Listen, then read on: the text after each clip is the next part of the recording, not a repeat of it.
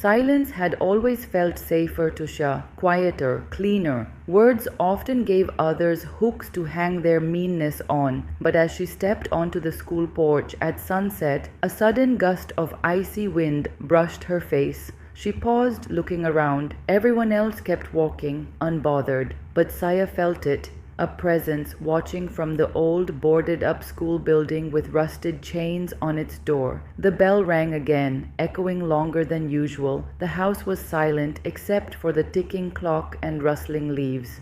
Shia washed a steel plate with quiet resignation, the lemon scent of soap lingering, but nothing feeling fresh tonight. Dinner was 2 chapatis and leftover aloo sabzi eaten alone, stretching time, hoping for company that wouldn't come. Her mother wouldn't be home till late, no calls, no messages, just a silent routine. She covered a plate with foil and slid it into the fridge, unnoticed perhaps, but she did it anyway, the small acts of care we perform even when no one sees.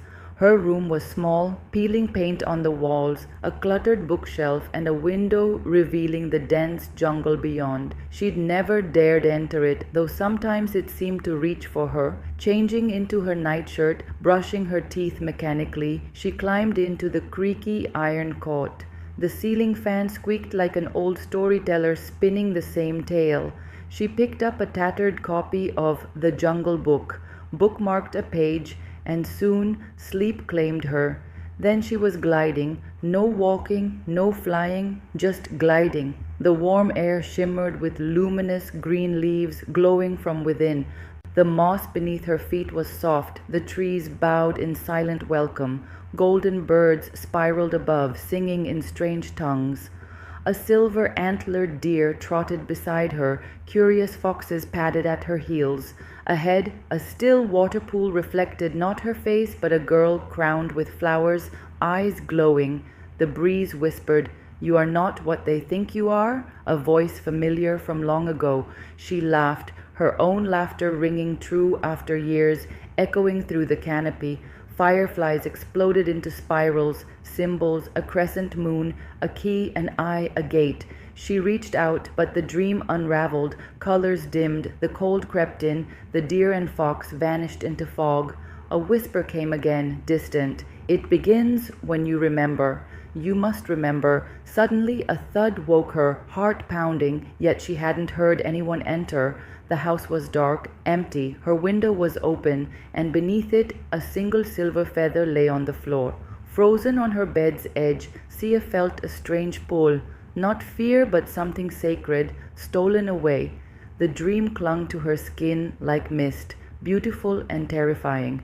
She felt hollow, as if waking had emptied her of something precious. She didn't feel alone anymore, and that scared her more than silence. Something had changed, she just didn't know what.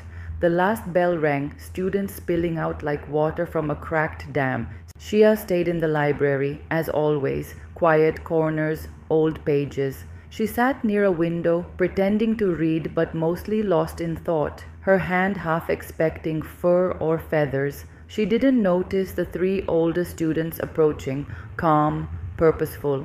The girl with neat hair and a banyan leaf patch on her sleeve stepped forward. "Shia?" she asked, startling her.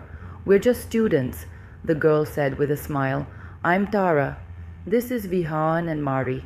We're with the Jungle Volunteers Club." Sia nodded silently, eyes lowered. Tara hesitated, then sat at the table's edge. "We help with forest conservation, weekends, working with rangers, collecting data, planting, tracking animals. You live near the forest, right?" Shah nodded again, still silent. Ma'ari stepped closer.